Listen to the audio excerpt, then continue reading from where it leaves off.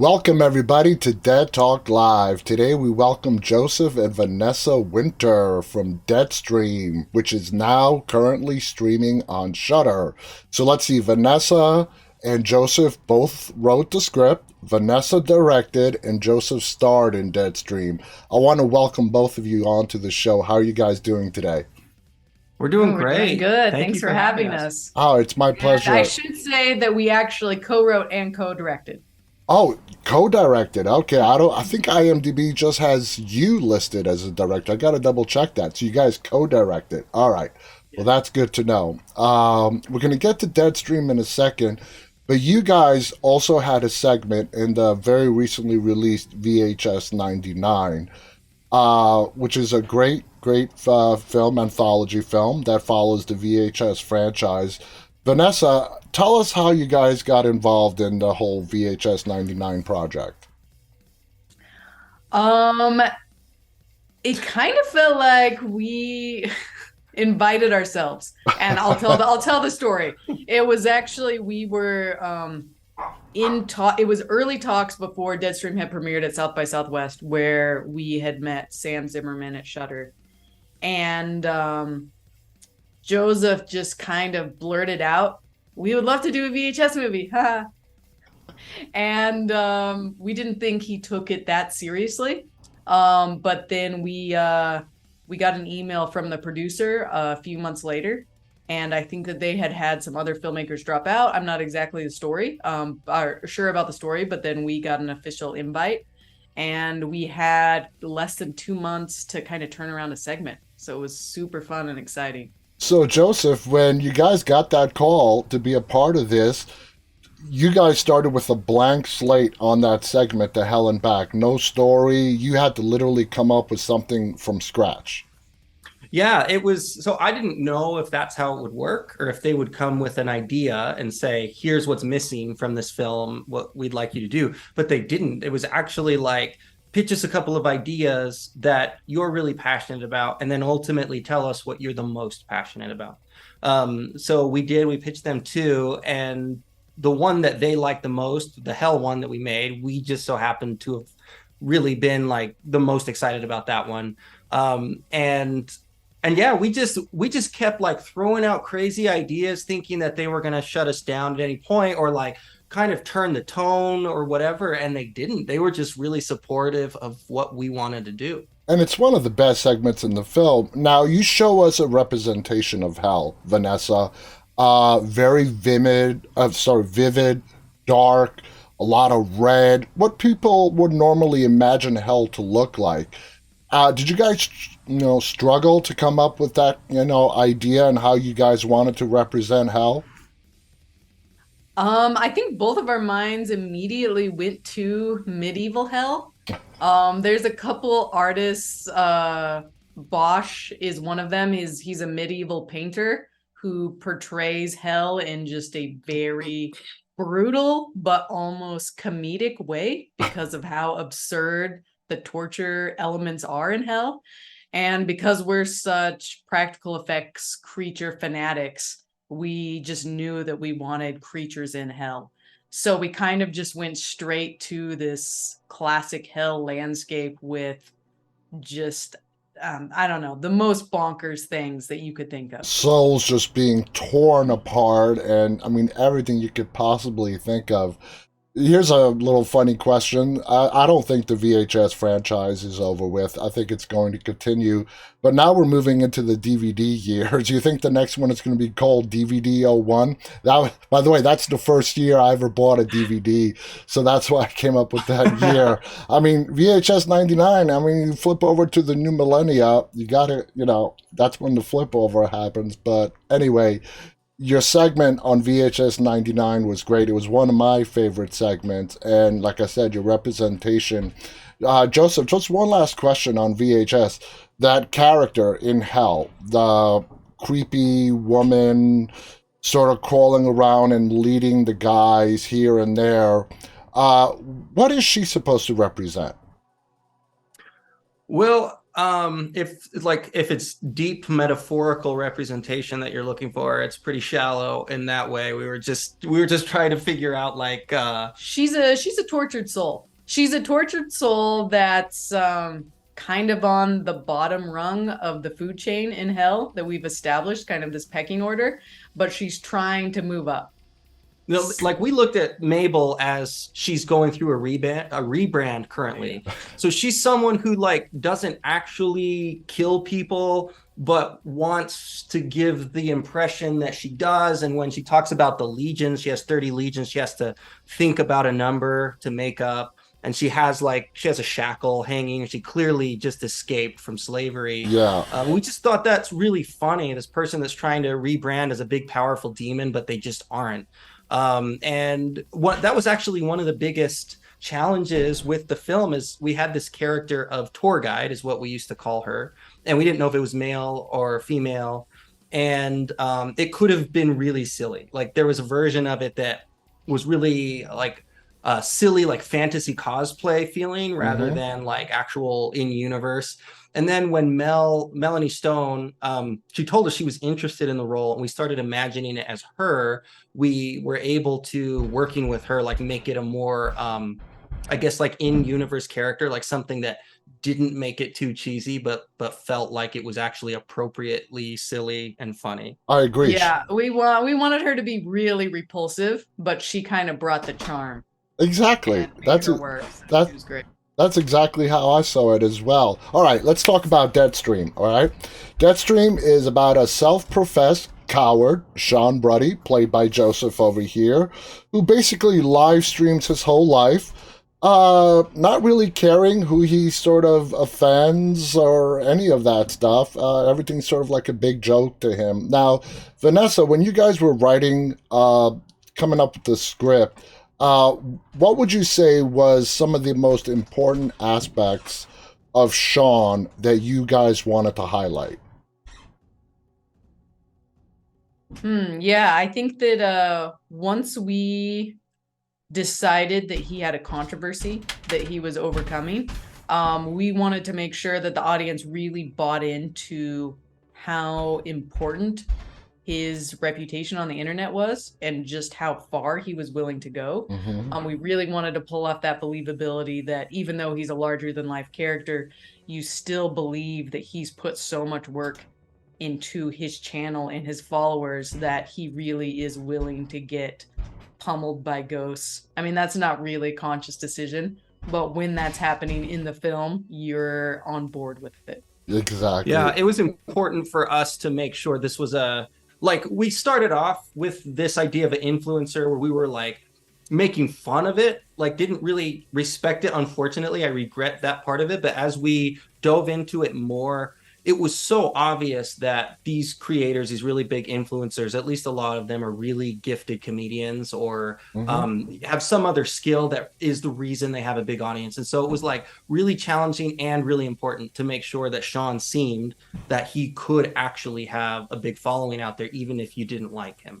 Oh, totally, totally. Now, Joseph, you bring a lot of comedic elements to the character. When you're playing a character like Sean, how do you balance the comedy in a very terrifying situation?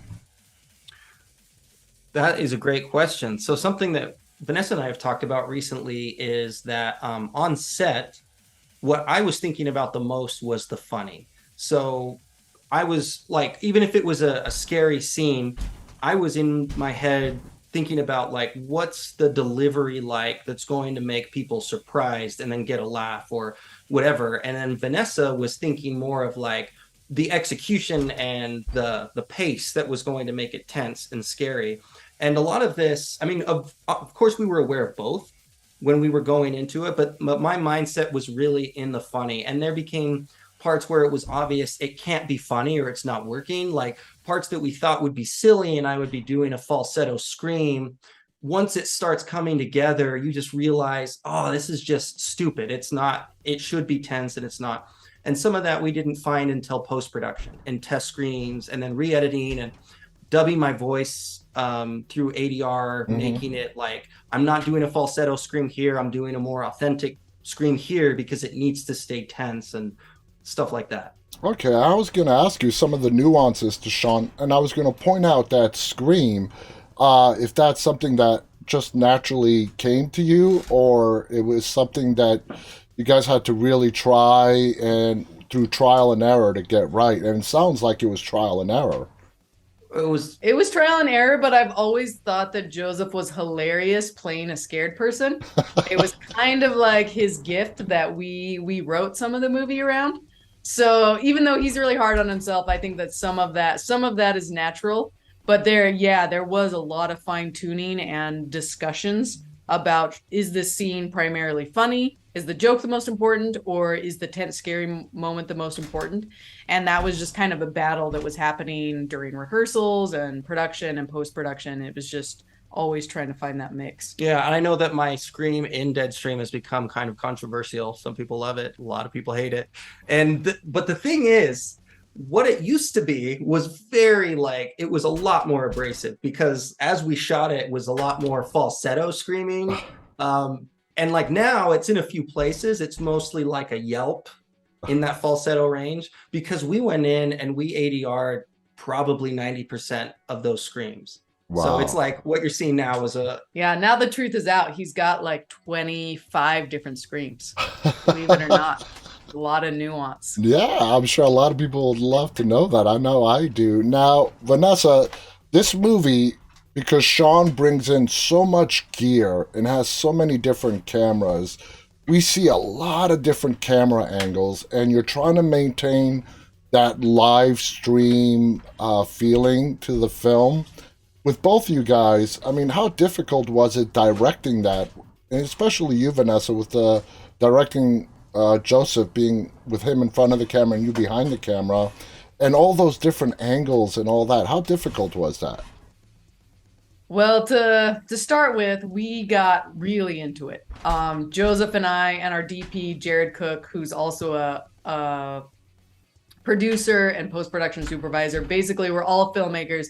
We put our heads together and we were like, if we were going to do a live stream, how would we do it? And so it started from a really real place of like, what kind of backpacks would we have and fanny packs, and how many cameras would we want and where would we want them? And so we started with trying to get into the character's head. And then, yes, it did get a little crazy during production. Jared, the DP, is so great. Like, he's such a tech genius. He created this board with like, we had, I think, 6 different iPads on there, using them as monitors. The problem was action cameras are not up to cinema quality. Yeah. So playback issues or losing, they each have their own little internal Wi-Fi system, and those were always up and down. Yeah, so that's for the real-time monitoring, which wasn't reliable at all. So we hardly had that. Okay. Yeah, so that was a huge challenge of just getting playback and actually seeing what we were filming. But yeah, we were very committed to the universe of making it feel like a live stream, and at least some believability that this could happen, even though we took some liberties. Yeah, and for me, if I can just talk about that just quickly, from my perspective, I was not expecting what it took to pull this off. Like, I couldn't, it was very difficult to be in Sean's head at the same time being the camera operator and thinking like, I have to pan just like this speed across here while I'm saying this other thing. It was such a challenge. It was a very big battle, especially when once you get it right, the tech cut out or something happened and we'd have to do it again. Yeah. So the movie was a very big technical exercise for all of us. I can imagine. That's why I asked that question. Now, halfway through, not even halfway through the film, Sean is met up with this unknown character named Chrissy, played by Melanie Stone again, by the way. What is going through Sean's head when this creepy stalker fan just shows up at his location unannounced?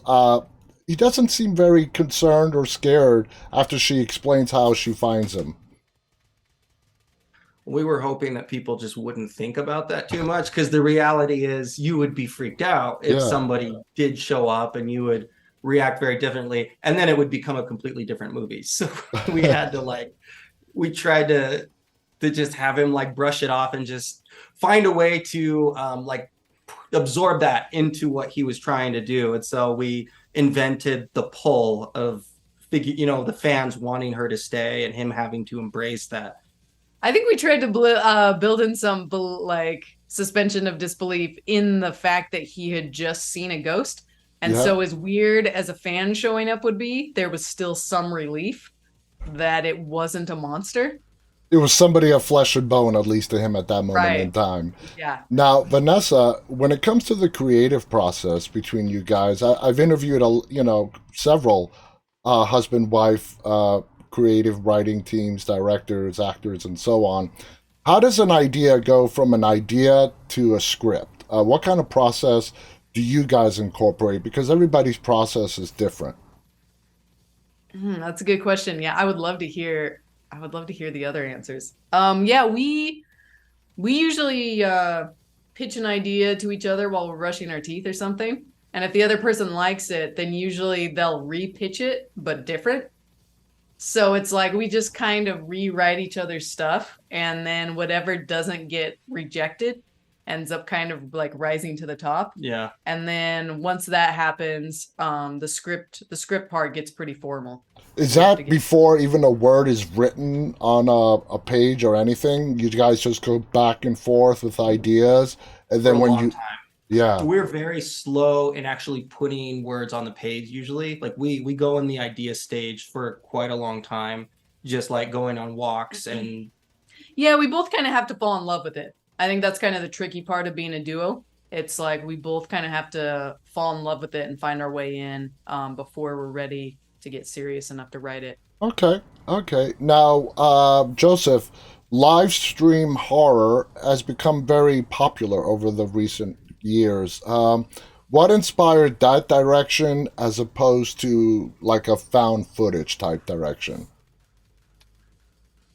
well, the original version of it was live stream, but the version in my mind was that it wasn't real time. It was the guy was filming himself for a live audience, but it was edited and it was supposed to be a boredom movie. So it's like he's there overnight and it's just jump cutting around to him eating chips and Yeah. just like doing boredom things. And then eventually something happens. So that was more in the found footage vein. Vanessa came in wanting it to be real time, like honor the live stream thing. I thought that's going to be impossible to do that and have some of the gags that I want to lead up to, like a gearing up sequence. Because I was thinking, like, how do you in real time have a montage Yeah. with music playing?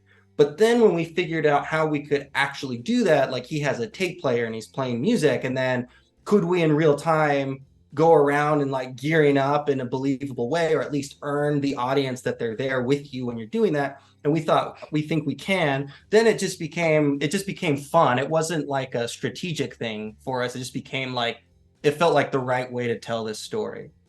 Okay, now I'm going to throw this question out, and any of you can pick this up if you want. Now, each year, millions of people are getting into ghost hunting. Do you think Sean truly believes in the paranormal, ghosts, the afterlife, or is he poking fun at people who take this seriously, TV shows and whatnot? In my mind, he was 100% sincere. I think that his gimmick of I do things on my channel that scare me was real. I don't. So I imagine that he was very superstitious and afraid of ghosts, and that was always part of his character for me. Yeah, so we talked about this as his backstory, where he gets his information about Death Manor from his mom, because his mom is very religious and very into the paranormal, and he had that upbringing, and she has like he believes his mom, and like her in my mind she claims some spiritual sensitivities, like things like that. So I think he's 100% sincere at the beginning of the movie, where he's saying like he hasn't approached the ghost thing before because he believes in it, Mm-hmm. and that's how he was raised. I think that's legit. Now, when it comes to shooting any movie, particularly horror movies, location is very key, especially a haunted house film. How did you guys find your perfect haunted house setting? So Oh, that we're was so lucky. very, very lucky. So we knew we were painting ourselves into a corner with this house. It was in the script, it had to be a certain geography of like where the hallway is laid out and all the bedrooms. And we knew we can't find this. And it's not going to be in the woods. There's no way, but it needs to be for the story. And I just put on Facebook, like, does anybody know of houses like this? And I showed pictures of abandoned houses. And there was one that popped up that's about 30 minutes from our house where we live in Utah. And we drove out, we found where it is. We drove out and saw it. It's out in the middle of some fields. So it's not in a forested area. But fortunately, in the back, there's a cluster of really big trees. And so we figured out that at night, we could shoot between the trees and then match that to a wooded area a few miles away. And it would look like it was in a forest. So that was really fortunate. And also, when we walked through the house, it wasn't in a condition to film in. But we were so heartbroken when we first saw it because it was so beautiful, and just the wallpaper and even the tagging was kind of colorful. It just had so much character. But then we got to the second floor and it was so dilapidated that all the interior walls had fallen down and most of the parts of the ceiling were missing. And we're like, oh man, we're just not going to be able to do it. But then we ended up meeting with a contractor who kind of helped us like reinforce some of the dangerous areas, and then brought in our production designer, and we built almost all of the walls. Actually, some of the walls on the second floor are made out of fabric. And ended up working so beautifully. Sorry, yeah, I didn't mean to cut you off. The only thing I was going to add is that when we were walking through, we discovered that what we call the master bedroom in the movie, in the closet, there was a secret room that went down to this. It's like a walled off area that has those stairs that go down. And we just talked about that. Like, we have to put it in the movie. It has an actual secret room. Let's write it in. So that's where that came from. And there were things like that enhanced the script. It's a lot better now than it was when we originally envisioned the layout of the house. That's great that you guys got that house and you were able to make it work out. Joseph, towards the end of the film, Sean is sort of having his coming to light moment where he's apologizing for all the crappy stuff he's done before to get views, basically, and the disrespecting of people, homeless and whatnot. And he mentions that in the beginning, before he starts apologizing, that he doesn't think he's going to make it out of there alive. Do you think, putting yourself in Sean's head, that he really believes that he's not going to make it out of there alive, or is that him being a drama queen? So here's the thing. I think there are a lot of drama influencers that are very dramatic, and Sean does this. He overreacts to things, but it's not just an act, it's also the mindset of the moment. So like, he is being really dramatic, but I also think that that's what he believes. So in that moment, he's apologizing and humbled because he's actually feeling like, I'm actually going to die. There's a really good chance. He gets distracted from that the moment he sees his views ticking upward, or something that he thinks like, that was awesome, I hope that was caught on camera. And then his mind shifts over to performance mode. Now, Vanessa, you mentioned practical effects earlier. There's a lot of practical effects, props, especially when it comes to the creatures that we see in the film. Tell us about that. Were you happy with how it came out? What was that process like? It was so fun. It was the funnest part of making the film. We were so lucky to be able to partner with Troy Larson, who designed the creatures, and Michaela Kester, who did the makeup effects. And sometimes Melanie Stone was in makeup for like 6 hours when it was super hot, and she just worked wonders on that character. And luckily, both of those guys are just really big horror nerds, and they just immediately caught the vision of the kind of comedy that we wanted to bring to the monsters. So immediately they were throwing in like ideas about different gags. Michaela had this great idea for this kind of black goo stuff that like just kind of makes an appearance throughout the film, and Troy was a big part of inventing some of the gags, especially the cop that slides down the barrel. He had been wanting to create a monster that had got a hole blown through it, So it was kind of like this back and forth thing of like figuring out what could justify that and like coming to the potato gun gag. So it was a lot of fun. It was definitely crazy. The filming, those practical effects, those were super long days.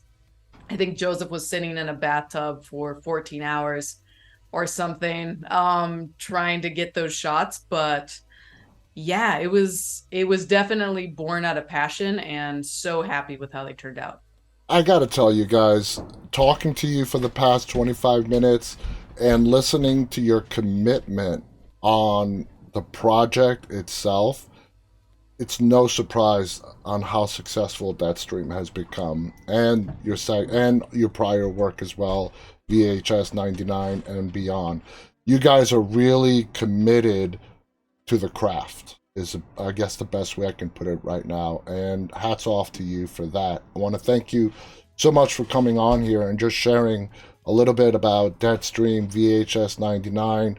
Guys, the movie is called Deadstream. It is streaming right now on AMC Plus / Shutter. It's a great horror comedy and a whole bunch of other stuff that we can't quite fit into words. But check it out. You're not going to be upset you watched this film. This movie is funny. It is scary. You guys did a great job. I want to thank our guests, Joseph and Vanessa Winter. I want to thank our audience, those of you who are tuning in live and those who will be watching this later on.